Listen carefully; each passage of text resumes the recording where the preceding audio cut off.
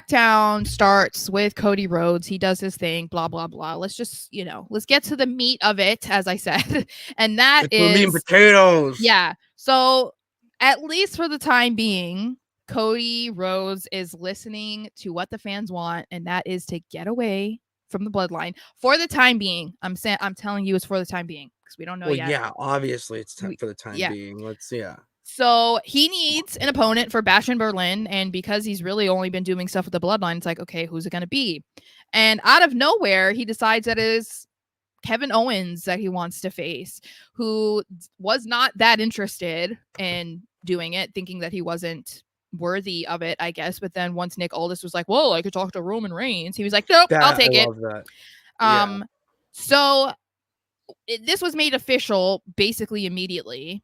And I'm kind of conflicted on this simply because I think it's going to be a great match. Obviously, they have chemistry there. They have a relationship, a friendship. They have Dusty in common, obviously.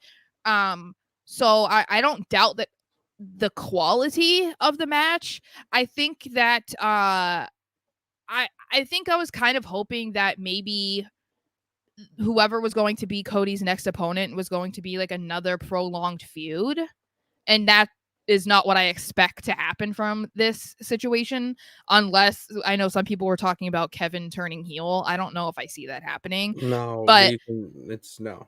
yeah, so I don't know. That part, I guess, is just kind of what disappointed me a little bit. But I mean, if this is just going to be a one-off and it just gets Cody on the card and Kevin on the card and they're going to have a great match, then I guess I can be like, all right, Yeah, it's fine. Like I really believe that we need to take a little look inward as wrestling fans and can't always be clamoring for the big feud that has, a trilogy within it and a big payoff. Like sometimes it's just not going to happen. You're going to get a title fight where the match is between two friends, you know what I mean, of some sorts. And Cody's in a great role. Yeah, in a great role right now where he wants to be champion. Like his story was to be champion.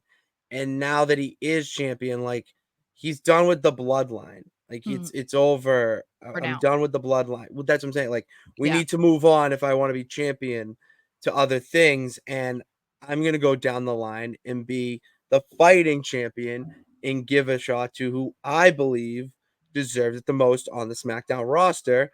Of course, he's gonna go with Kevin Owens as his first guy up. And I do love the dynamic of KO not wanting it because he believes that he doesn't deserve it. It's very humble. It's like, yeah, I'm riding with you, man. Like, go fight someone else and I'm in your corner. Because that's where KO really is in his career right now.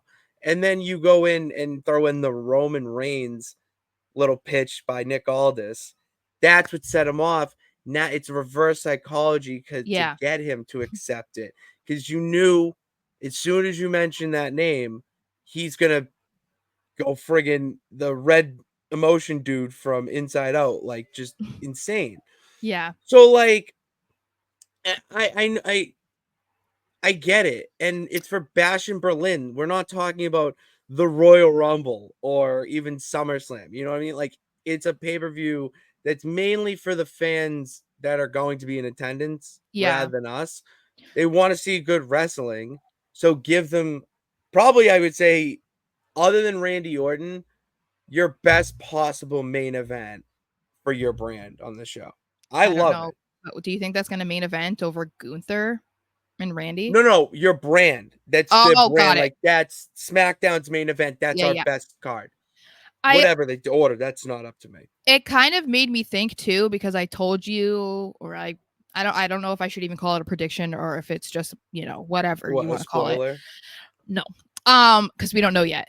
But I had mentioned a few times about how I wouldn't be surprised if Cody gets involved in the bloodline versus bloodline stuff at War Games. So the only reason why I even mention it is because I wouldn't be shocked if the reason why Cody is only having this match with Kevin is because it's like, all right, we need to get him on the card for Bash in Berlin, but we don't want it to be a legitimate feud because then we have to put a lot of energy into it, but we inevitably want him to be a part of the bloodline versus bloodline or whatever, you know, like this is just my mind. I'm not saying this is what's going to happen. So it makes sense because after Bash in Berlin, there isn't something until October.